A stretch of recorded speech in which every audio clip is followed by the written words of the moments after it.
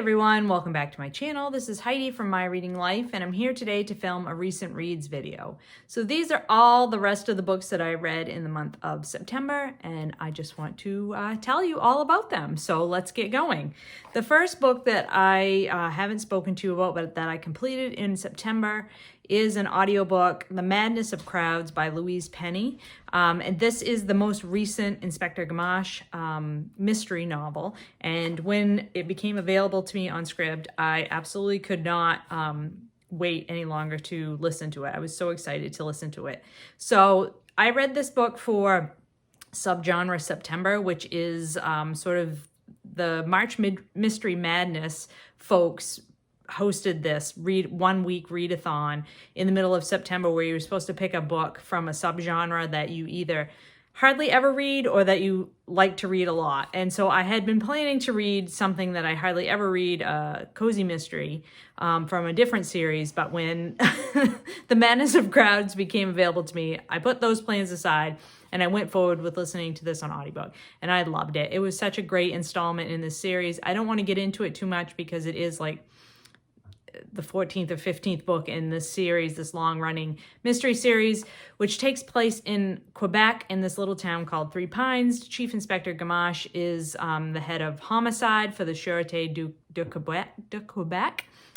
So he investigates homicides, obviously, and he has, these people that work with him that are long-running characters that you've grown to really be connected with, and then all these townspeople in the town of Three Pines that you grow to be connected with.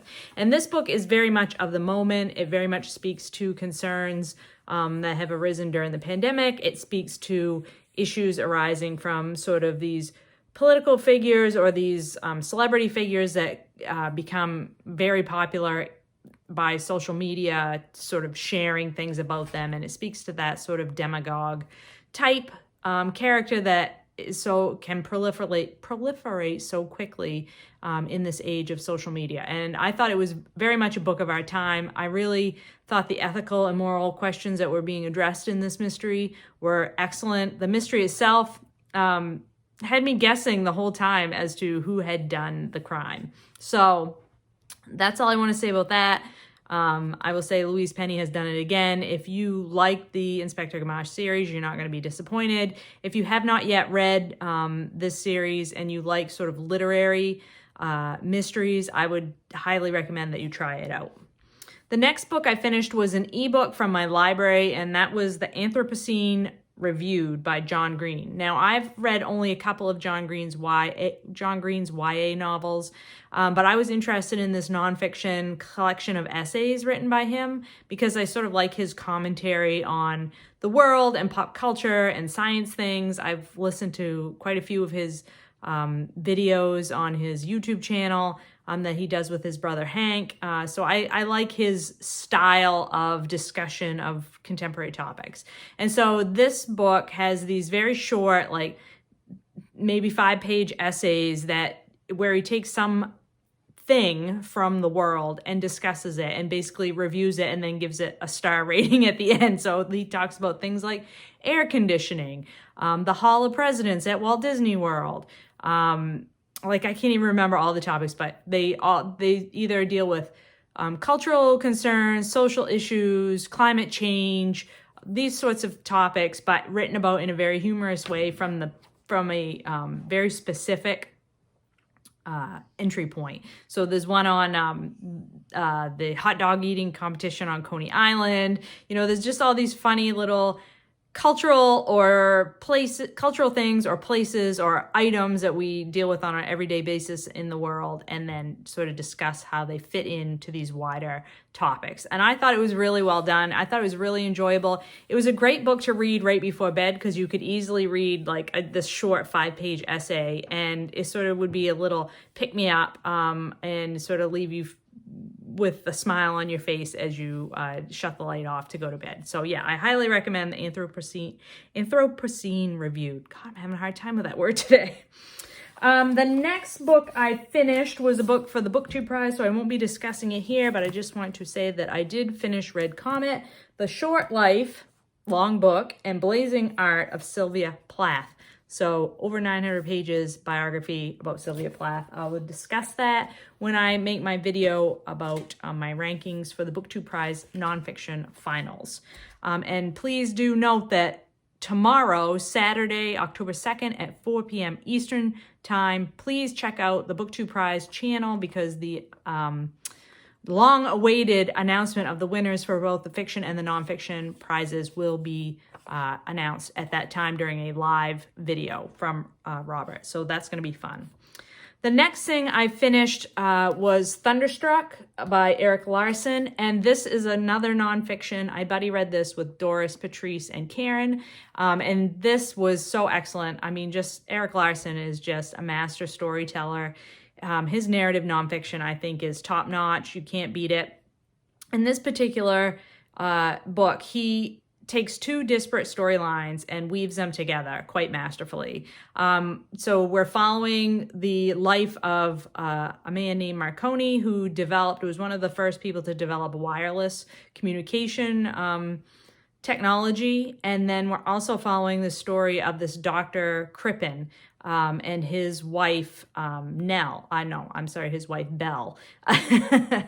And this all takes place in the early 1900s during the Edwardian period. And so you're getting this science line of story that's all about wireless communication, about what was known at the time, what wasn't known at the time, the experiments to try to send Morse code across the Atlantic Ocean from Europe to America.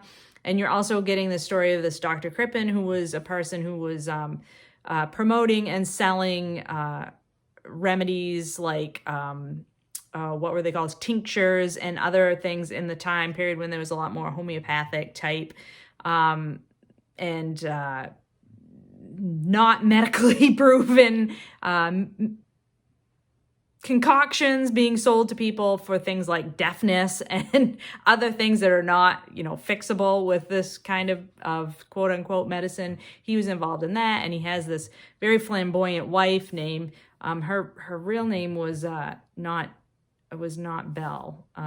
Cora was her original name, but her stage name was Belle. And so she's very flamboyant. She's trying to kickstart this career on the stage. And so we're hearing all about their story and the story of this wireless communication technology, and you have no idea how these two things are going to come together. But Larson does it again. He does bring them together, and in the meantime, you learn all sorts of tidbits, fun facts, weird little things that were going on in the early 1900s. This was a time period when people were really interested in seances and trying to contact the other world and the dead. This was a time period of explosive scientific advancement in the fields of communication, in the fields of transportation, just all kinds of stuff that's happening in the early 1900s that is changing the world for regular everyday people. And Larson does such a great job of sort of painting a picture of that time and also painting a picture of these historical people, but really what makes them fascinating and turns them into like characters that you would read about in a novel, basically. I really enjoyed this book. I really love Erik Larson as an author, and I would really, if you like narrative nonfiction, you can't do any better than reading an Erik Larson book. Then I listened to another audiobook, and this one was a middle grade book in verse. It was called Other Words for Home by Jasmine Warga. And I had been interested in listening to this book for a while now, but I think what finally tipped me over the edge to picking it up was Britta had read it and reviewed it not very long ago. So this book, we're following a young girl. She's 12 years old. She lives in Syria with her family. And it's right at the beginning of the Syrian civil war. She doesn't know that the Syrian civil war is coming, but there's starting to be protesting and violence against the citizenry in her country. And so at one point, her mom discovers that she's pregnant with her third child, and the family decides to send the mom and this 12-year-old girl to America to stay with the mom's brother. And so it's all about this young girl's experience moving to Cincinnati in the United States, what it's like for her to go to school in America, where she knows some English, but she's not fluent. So she is put into regular classes and also has to take English as a second language as one of her classes. But she has aspirations to be an actress. And so an opportunity arises for her to try out for the school play, the school musical. And even though everybody tells her that, you know, the immigrant kids, and there are a few in the school, don't try out for things like this. This is not for kids like her. She decides that she is going to give it a whirl anyway. And in the meantime, she's dealing with, you know, the upheaval of having moved to America, trying to connect with her uncle and his family, trying to, you know, not go crazy worrying about her dad and her older brother back in Syria. And I just thought it was lovely. It's wonderful on audiobook. It is a novel in verse, but you would not know it from the audiobook. It's just very short chapters and told really delightfully. And a lot of things in there that are not, I think are a lot of things in there that would provide a lot of discussion, especially at this age level for middle graders, about the kind of microaggressions that this young girl experiences in just walking around town and also in school, about finding new friends and what it means to be a friend, about, you know, having a dream and being willing to be brave and to go after that dream. Just so many things about becoming, you know, maturing and becoming a teenager and what that's like, especially for a young girl who is Muslim. Yeah, just wonderful. It was just a delightful read. And I'm so glad that I picked up the audiobook from my library and listened to it. And then lastly, I finished Grieving by Cristina Rivera Garza, which was translated from the Spanish by Sarah Booker. I read this for Latinx Heritage Month with Britta Bowler. And this is a nonfiction collection of essays where Christina is exploring the violence in Mexico and why that violence exists, and the breakdown of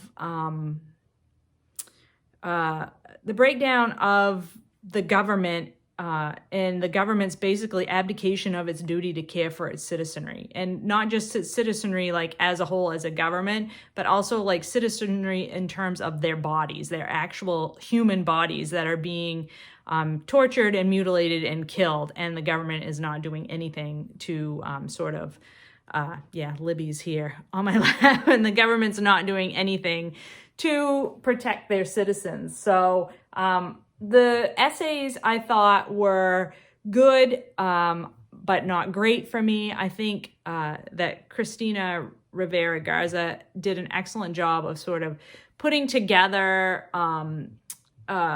personal stories of people who have lost loved ones to this violence, and also facts and figures surrounding the sort of just over-the-top violence that is happening in Mexican society, and particularly towards women, where, you know, just shocking statistics about, you know, like 10 women a day being murdered and over 4,000 women a day being raped in 2019. Like, that's the kind of stuff that's going to stick with me from this collection. But there were also a lot of stuff that sort of went over my head. She sort of philosophizes about things and brings in specific philosophers who I was not aware of, I didn't know. And so like those connections were just simply lost on me. I wasn't, I'm not bright enough, or I'm not knowledgeable enough to like make those connections.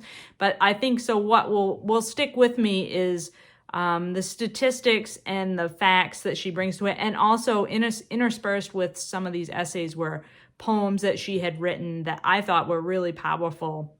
This sort of mix grieving people's statements with government official responses, and then, sort of the author's connections and musings about those, about those things in the poem that were extremely powerful and well done. And so I think, there's a lot to think about from this book. And I also feel like I learned a lot because I was not very knowledgeable about what has happened over the last 50 years in Mexico, more than just sort of the generalized stuff that you get from U.S. media, which is not let's all be honest, that's not giving me a great depth of information about what life is really like for people in Mexico now, is it?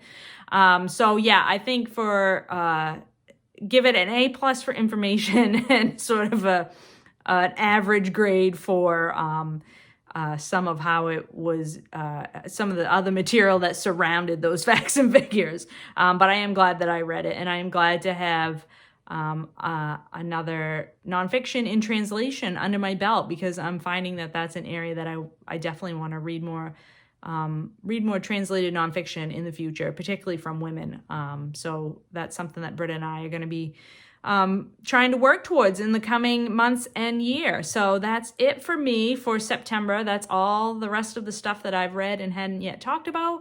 I hope that you are all doing well. I hope that you found some great books to read in September, and I will talk to you later.